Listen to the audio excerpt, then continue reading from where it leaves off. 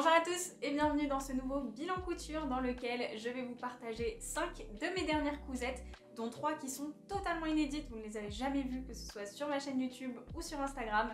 Donc j'espère que ça va vous plaire et que vous allez pouvoir trouver de l'inspiration pour vos projets couture de cet été.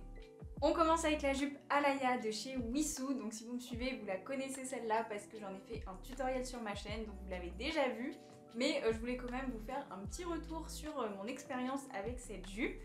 Donc tout d'abord, pour vous la décrire et la présenter un petit peu, la jupe Alaya, c'est une jupe portefeuille de longueur midi.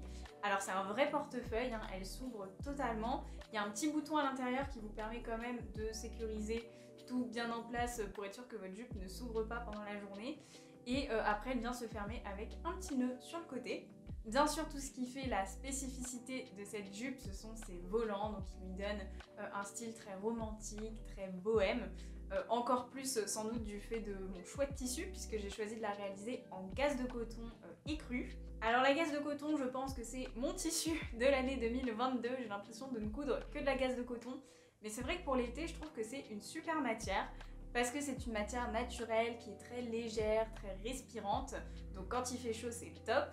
Et en plus c'est assez facile à coudre et peu onéreux, donc ça fait quand même beaucoup de qualité, ce qui explique sans doute pourquoi est-ce que j'aime autant cette matière. Alors cette jupe, elle est relativement facile et rapide à coudre, donc si vous cherchez un projet pas trop compliqué, qui est quand même joli et que vous allez pouvoir mettre cet été, je vous le conseille, franchement c'est un bon patron. Il y a juste un truc un peu étrange, j'en ai discuté avec une abonnée qui a eu le même souci que moi, c'est que j'ai l'impression que le patron de base a été conçu pour que le nœud se ferme à l'intérieur de la jupe. Personnellement, je trouve ça beaucoup plus logique de le mettre à l'extérieur, c'est à mon sens plus pratique à attacher. Mais du coup, si vous regardez ma vidéo tutoriel, vous verrez le moment où justement je fais le switch dans le patron pour que la ceinture se retrouve à l'extérieur. Ce que j'aime particulièrement avec cette jupe, c'est qu'elle est très légère, donc dès qu'il fait chaud, c'est tout de suite très agréable à porter parce que ça ne colle pas au corps. Et en plus de ça, j'aime beaucoup la longueur parce que je trouve qu'une jupe longue, c'est toujours plus pratique au quotidien qu'une jupe courte. Voilà, je sais pas si vous êtes d'accord avec moi. Comme elle est super facile à mettre et à enlever, je pense aussi que ce serait un super paréo pour mettre à la plage cet été par-dessus un maillot de bain. Vous l'aurez compris, c'est une jupe que je trouve agréable, pratique et jolie. Le seul bémol avec cette jupe, c'est que je ne sais pas pourquoi, mais j'ai du mal à trouver des hauts qui vont bien avec. J'ai pas grand chose actuellement, donc du coup je la mets pas autant que ce que j'aimerais. Alors je pense qu'il va falloir que je me couse 2-3 petits tops pour aller avec. Donc si jamais vous avez des idées de patrons qui vous pensez iraient bien avec cette jupe, n'hésitez pas à les partager en commentaire, je suis preneuse. On enchaîne avec ce petit short surcyclé puisque je ne l'ai pas réalisé à partir d'un patron et c'est tout simplement un pantalon que je possédais et que j'ai modifié. Donc en fait c'est un pantalon que j'ai acheté dans une boutique en bord de mer il y a quelques années et ce qui m'a vraiment séduite c'était la matière, l'imprimé, les couleurs. Donc c'est un pantalon en lin mélangé et j'adore les grosses rayures, vraiment les camailleux de beige, de gris. J'ai eu un gros coup de cœur pour cette matière, en plus il est super agréable à porter l'été. Et c'est un pantalon qui à la base est un peu taille basse et c'est vrai que sur le moment je me suis dit que ça ne me dérangeait pas et en fait si, je me rends compte que j'ai vraiment un problème avec les tailles basses. Moi j'aime les tailles hautes, je trouve ça plus flatteur sur ma morphologie et beaucoup plus agréable à porter puisque je déteste avoir mon pantalon qui descend. Donc bon ça me gênait un petit peu mais ça m'a pas empêché de le porter jusqu'à récemment où je l'ai mis dans la machine à laver et je ne sais pas pourquoi il a rétréci alors que jusqu'à maintenant tout se passait bien. Donc là je me suis retrouvée avec un pantalon à une longueur très bizarre, c'était pas du 7/8e, c'était pas non plus Bermuda, enfin vraiment bon, je vais vous mettre une photo ici mais je détestais cette longueur et je me suis dit bon là qu'est-ce que je vais faire si je le laisse comme ça, je le remettrai plus jamais. Donc je me suis dit que c'était l'occasion de lui donner une seconde jeunesse et d'en faire un modèle qui s'intègre un peu mieux dans ma garde-robe et dans ce que j'aime. Donc pour ça, je vais vous expliquer un peu comment j'ai procédé pour celles et ceux qui aimeraient modifier des pantalons pour cet été. Donc là, j'avais la chance que la fourche était déjà assez profonde. Donc j'ai tout simplement eu à remonter le pantalon pour le porter un peu plus haut sur les hanches et en faire un taille haute. Par contre, il fallait bien évidemment que je reprenne la taille qui était trop large. Donc pour ça, j'ai décousu la parmenture à l'intérieur du pantalon. Alors il y avait déjà 2 pinces dans le dos, donc je les ai juste accentuées pour enlever encore un peu plus de matière. Et j'ai rajouté 2 pinces sur le devant pour ajuster encore un peu mieux et pour éviter un décalage de ma ligne de côté. Maintenant, sachez que vous pouvez tout à fait reprendre directement les lignes de côté de votre pantalon. C'est juste que là, comme il y avait des poches, etc., c'était beaucoup plus compliqué pour moi au niveau de la construction. Donc j'ai préféré faire des pinces, c'était la solution la plus simple et la plus rapide. Une fois que j'étais satisfaite avec mes pinces, j'ai tout simplement recousu la parmenture à l'intérieur, remis les petits passants. Et pour finir, j'ai tout simplement recoupé les jambes et fait un ourlet à une longueur un peu plus flatteuse. J'ai choisi une longueur mi-cuisse tout simplement parce que maintenant je préfère les shorts longs.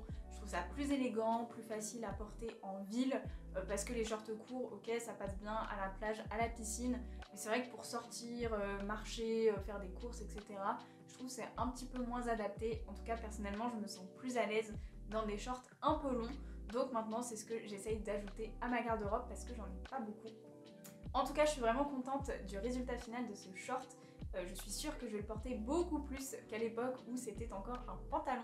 Donc si vous avez vous aussi des vêtements comme ça dans votre armoire que vous aimez bien mais il y a un petit détail qui vous dérange un peu, etc., et bah n'hésitez pas à les modifier comme je l'ai fait aujourd'hui parce que ça permet de profiter de ces vêtements plus longtemps et ça évite de gâcher.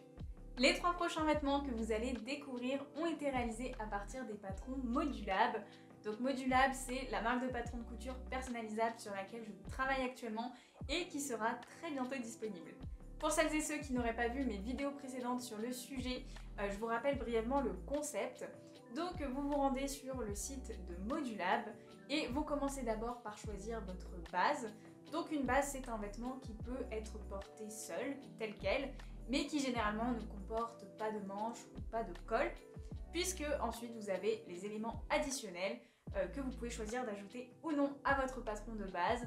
Donc ce sont différents types de manches, différents types de cols, peut-être des poches, enfin bref, ça c'est vous qui voyez. Le premier patron que je vous propose est un kimono, donc je vais vous montrer tout de suite les 3 vêtements que j'ai réussi à obtenir en mixant différents éléments ensemble. On commence avec la version blouse qui est donc faite pour être portée à même le corps comme un top.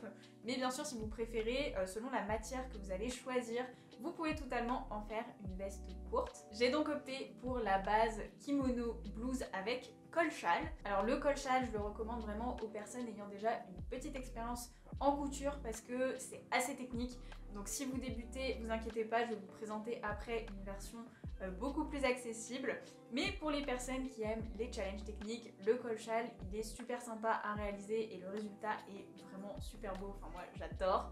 Donc si vous aimez les points un peu techniques, et ben, je vous encourage à tester ce col.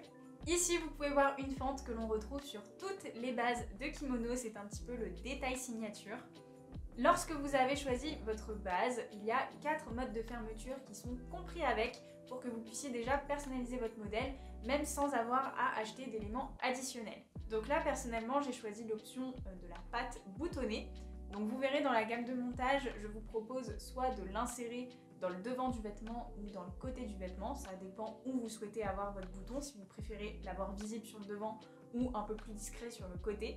Et quand j'ai réalisé cette blouse, j'arrivais pas à me décider sur l'option que je voulais, donc je me suis dit, bah écoute, on va faire les deux. C'est-à-dire que j'ai simplement cousu un bouton sur le devant et un sur le côté, et j'ai fait en sorte que la patte soit amovible, donc avec 2 boutonnières au lieu d'une, que j'attache sur les boutons. Je trouve que ça donne un détail qui est original, qu'on voit pas partout. Donc voilà, quand le patron sera disponible, si vous décidez de vous le procurer, et ben, je vous glisse l'idée ici, vous pourrez tout à fait reproduire ce que j'ai fait là. Mais c'est vraiment pour vous montrer que ces patrons, ils sont faits pour être personnalisés, pour être interprétés à votre façon. Donc même si je vous propose déjà des options de personnalisation, bah, n'hésitez pas à aller encore plus loin et à expérimenter avec vos propres idées. Et pour finir cette blouse, j'ai tout simplement choisi d'ajouter les manches comme élément additionnel. Donc là, j'ai opté pour la version manche courte. J'ai réalisé cette blouse dans un jersey blanc assez épais et vous allez voir qu'avec les autres modèles, j'ai essayé d'alterner entre maille et chaîne et trame pour que vous puissiez voir les différents tombés, pour que vous puissiez avoir une idée du rendu visuel selon le tissu que vous allez choisir. On enchaîne avec une autre version que vous pourrez réaliser. Donc cette fois-ci, j'ai opté pour la base de kimono version veste avec toujours le col châle. Si vous vous souvenez bien, cette veste, vous l'aviez déjà vue dans ma vidéo d'annonce de Modulab. Je vous avais déjà révélé quelques petites images. Cette fois j'ai changé de mode de fermeture, je n'ai pas opté pour la patte boutonnée, mais pour une ceinture amovible avec des petits passants. Et cette ceinture fait bien évidemment partie des 4 possibilités de fermeture qui sont intégrées au patron.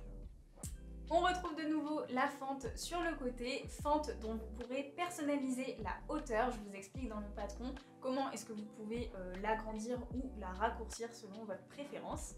Et pour ce qui est des éléments additionnels, cette fois j'en ai choisi 2. J'ai ajouté les manches en longueur 3/4 ainsi qu'une poche sur le devant. Donc là vous aurez un pack de poches qui vous sera proposé avec 3 styles de poches différents, dans 3 tailles différentes et avec leurs rabats respectifs. Cette veste, vous l'aviez déjà vue dans ma vidéo d'annonce, mais je peux vous dire avec le recul que je l'adore. Je la mets tout le temps. J'aime aussi bien la porter ouverte, un peu ample, que cintrée à la taille, donc en la fermant avec la ceinture. Je l'ai réalisée dans une toile en coton un peu kaki. Et ce que j'aime beaucoup avec cette toile, c'est qu'elle a un petit motif, mais qui n'est pas imprimé, qui a en fait été vraiment réalisé dans le tissage. Et je trouve que ça donne quelque chose de très subtil, de très raffiné, parce que de loin, on a l'impression que c'est une veste unie, toute basique, mais quand on s'approche, on voit qu'il y a quand même plus de travail sur le tissu.